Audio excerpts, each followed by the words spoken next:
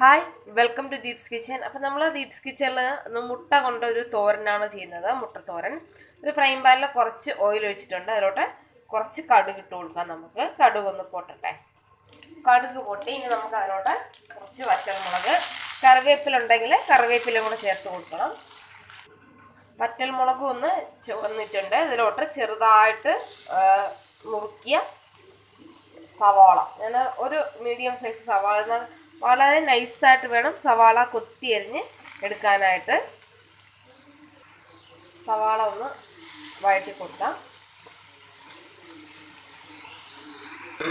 സവാള ഒന്ന് വഴണ്ടി വന്നിട്ടുണ്ട്. അതിലോട്ട് ഞാനൊരു 2 പച്ചമുളകും അതുപോലെ തന്നെ ചെറിയൊരു പീസ് ഇഞ്ചിയും കൂടെ ചെറുതായിട്ട് അരിഞ്ഞ് ഇട്ടിട്ടുണ്ട്. വെളുത്തുള്ളി നിങ്ങളിതിന് എടുക്കേണ്ട കാര്യമില്ല. ഇഞ്ചി ഒരു ചക്കര, ഒരു അല്പം ഇഞ്ചി മതിയാവും ഇതിന്. ഇതിലോട്ട് ഒരു കൈപ്പിടി നാളികേരം, മിക്സിയിലൊന്നും ഇട്ട് ചതക്കേണ്ട കാര്യമില്ല, തിരുമ്മി ഡയറക്റ്റ് ആയിട്ട് അങ്ങ് ചേർത്താൽ മതിയാകും. ഒരു 1/4 ടീസ്പൂൺ മഞ്ഞൾപ്പൊടി. ഇതൊക്കെ നമുക്ക് നന്നായിട്ടൊന്ന് ഇളക്കി യോജിപ്പിച്ച് കൊടുക്കാം. നമ്മളിതിന് മുളക് പൊടി ചേർക്കുന്നില്ല, പകരം നമ്മൾ മഞ്ഞൾപ്പൊടി മാത്രമാണ് ചേർക്കുന്നത്. ചിലർ നോൺ വെജ് ഇതായതുകൊണ്ടും ചിലപ്പോൾ ശകലം മല്ലിപ്പൊടി ചേർക്കാറുണ്ട്. എന്തായാലും ഞാനിവിടെ മല്ലിപ്പൊടിയൊന്നും ചേർക്കുന്നില്ല. നിങ്ങൾക്ക് താല്പര്യം ഉണ്ടെങ്കിൽ ചേർത്തോളൂ. പക്ഷെ നമ്മൾ ഇത് മാത്രം ചെയ്യുമ്പോഴൊരു ടേസ്റ്റ് ആയിരിക്കും. മല്ലിപ്പൊടി വരുമ്പോഴേ വേറൊരു ചുവ വരും. നന്നായിട്ട് ഒന്ന് ഇളക്കി യോജിപ്പിച്ച് കൊടുക്കണം. നമ്മൾ ഇതുവരെയായിട്ട് ഇതിലോട്ട് ഉപ്പ് ചേർത്തിട്ടില്ല. നമുക്ക് കുറച്ച് ഉപ്പൊന്ന് ഇട്ട് കൊടുക്കാം. കുറച്ച് നമ്മളിതിലൊരു മുട്ട ചേർക്കും. അപ്പോഴും നമ്മൾ മുട്ടയിലും ഉപ്പ് മിക്സ് ചെയ്തിട്ടാണ് ചേർക്കുന്നത് ഒരല്പം.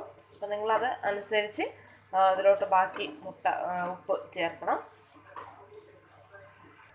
ഇവിടെ ഞാനൊരു 3 മുട്ട എടുത്തിട്ടുണ്ട്. അതിനെ നമുക്ക് ഈ ബൗളിലോട്ട് പൊട്ടിച്ചൊഴിക്കാം. മുട്ട പൊട്ടിച്ചൊഴിച്ചു. ഇതിലോട്ട് കുറച്ച് ഉപ്പ്, കുറച്ച് കുരുമുളക്, വളരെ കുറച്ച് മതിയാകും. ആ ഒരു ടേസ്റ്റ് കിട്ടാനായിട്ട് അതിന് നന്നായിട്ടൊന്ന് ബീറ്റ് ചെയ്തെടുക്കാം. നന്നായിട്ട് ബീറ്റ് ചെയ്തെടുത്തിട്ടുണ്ട്. ഇനി നമുക്കിത് ആ തേങ്ങയൊക്കെ ചേർത്ത് അരപ്പിലോട്ട് ഇട്ട് കൊടുക്കാം. ഇതുപോലെ എല്ലാം സൈഡിലോട്ടൊന്ന് ഒതുക്കിയതിന് ശേഷം നമ്മൾ ആ മുട്ട ഇതിലോട്ടൊന്ന് ഒഴിച്ച് കൊടുക്കണം.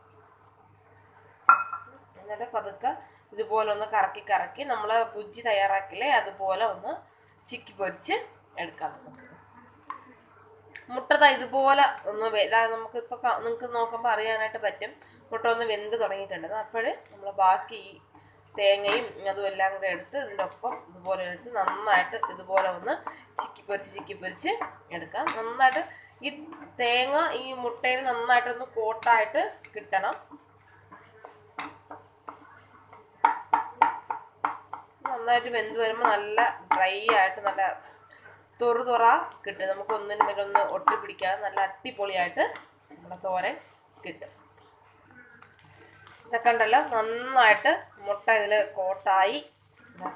ഞാൻ പറഞ്ഞില്ലേ, ഒന്നിനു മേലെ ഒന്ന് ഒട്ടിപ്പിടിക്കാൻ നല്ല തുറായിട്ട് നമ്മൾ സാധാരണ തോരൻ ഉണ്ടാക്കുന്ന മാതിരി കിട്ടിയിട്ടുണ്ട്. അപ്പോൾ എല്ലാ പേരും ഇതുപോലെ ഒന്ന് ട്രൈ ചെയ്യണം. ഇനി നമുക്കിതിൽ കുറച്ചൊരു ഗരം മസാല ഇട്ട് കൊടുക്കാം. നിങ്ങൾക്ക് ഗരം മസാല ചേർക്കണമെങ്കിൽ മാത്രം ചേർത്താൽ മതി, ഓപ്ഷണലാണ്. ഇല്ല എങ്കിൽ സ്കിപ്പ് ചെയ്തോളൂ. ഒരല്പം ഗരം മസാല മതിയാകെ ഉണ്ടോന്ന്. അപ്പോൾ ആ ഒരു നല്ലൊരു ഫ്ലേവർ കിട്ടാനായിട്ടാണ് ഞാൻ ലാസ്റ്റ് ഈ ഗരം മസാലയും കൂടെ ചേർത്ത് കൊടുത്തത്. നമുക്ക് കുറച്ച് മല്ലിയിലയും കൂടെ ഇട്ട് കൊടുക്കാം. കറിവേപ്പില കയ്യിലുണ്ടെങ്കിൽ കറിവേപ്പിലയും കൂടെ ചേർത്ത് കൊടുത്തോളണം. അപ്പം എൻ്റെ കയ്യിൽ ഇല്ലാത്തതുകൊണ്ടാണ് ഞാൻ കറിവേപ്പില ചേർക്കാത്തത്. എന്നിട്ട് നന്നായിട്ടൊന്ന് യോജിപ്പിച്ചിട്ട് 2-3 മിനിറ്റ് നമുക്കിതിനൊന്ന് അടച്ചു വയ്ക്കാം. നമ്മൾ തോരൻ നല്ല അടിപൊളിയായിട്ട് റെഡി ആയിട്ടുണ്ട്. അപ്പോൾ എല്ലാ പേരും ഇതുപോലെ ഒന്ന് ട്രൈ ചെയ്യണം. ഇതൊരു ചെറിയൊരു യെല്ലോ കളറുണ്ട്. നിങ്ങൾക്ക് വീഡിയോയിൽ അത് ഇതാവുന്നൊന്നും അറിയില്ല. ഒരു യെല്ലോ കളറാണ് നമ്മൾ തോരൻ കാണാനായിട്ട്. ഓക്കെ, അപ്പം നല്ലൊരു ദിവസം ആശംസിക്കുന്നു. എല്ലാവരും ഇതുപോലെ ഒന്ന് ട്രൈ ചെയ്ത് നോക്കണം. നോക്കിയിട്ട് അഭിപ്രായം പറയണം. വീഡിയോ ഇഷ്ടമായാൽ ചാനൽ സബ്സ്ക്രൈബ് ചെയ്യാനായിട്ട് മറക്കരുത്. Thanks for watching Deep's kitchen.